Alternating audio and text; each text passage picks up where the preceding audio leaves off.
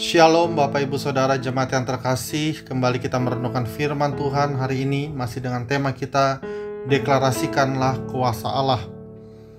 Firman Tuhan diambil dari 2 Raja-Raja pasal yang ke-7 ayat 1 sampai ayat yang kedua.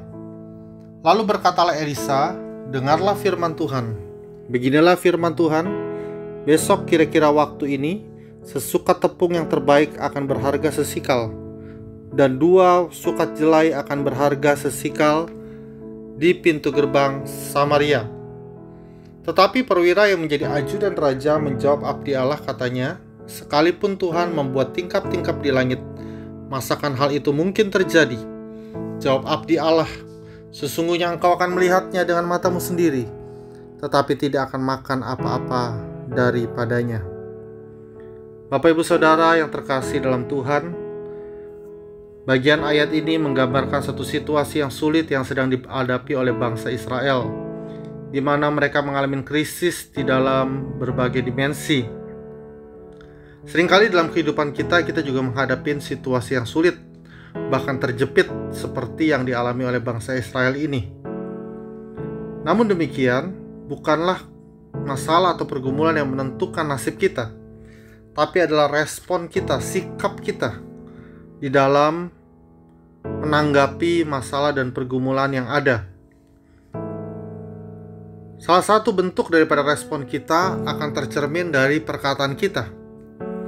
Apakah perkataan kita adalah perkataan yang penuh dengan kedukaan atau kekecewaan? Apakah perkataan kita menyalahkan orang lain dan bahkan menyalahkan Tuhan di tengah-tengah masalah? Apakah perkataan kita menjadi perkataan yang pesimis dan apatis terhadap segala situasi yang ada? Ataukah kita memilih untuk mendeklarasikan kuasa Allah di dalam kehidupan kita?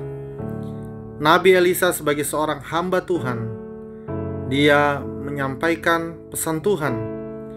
Dia mendengar firman Tuhan, dan dia memperkatakan firman Tuhan itu dengan penuh keyakinan, walaupun semuanya tampak begitu mustahil.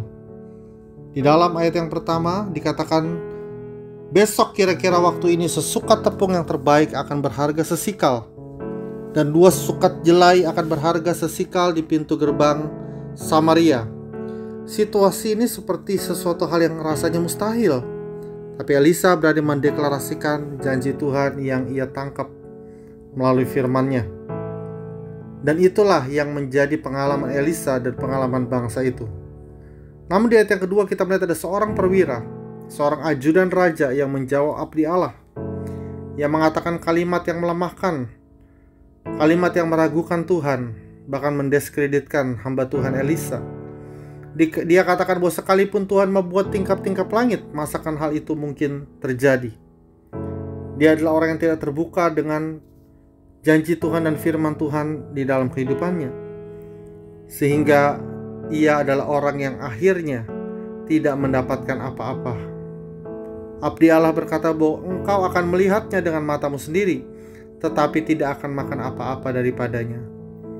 Bapak Ibu Saudara, mari kita menjaga perkataan kita, karena apa yang kita katakan akan menentukan masa depan kita.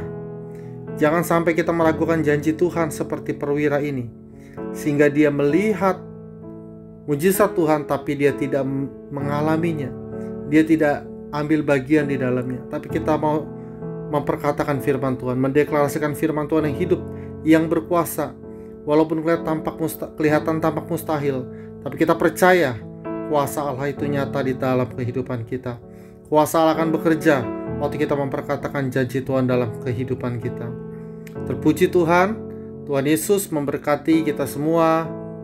Shalom.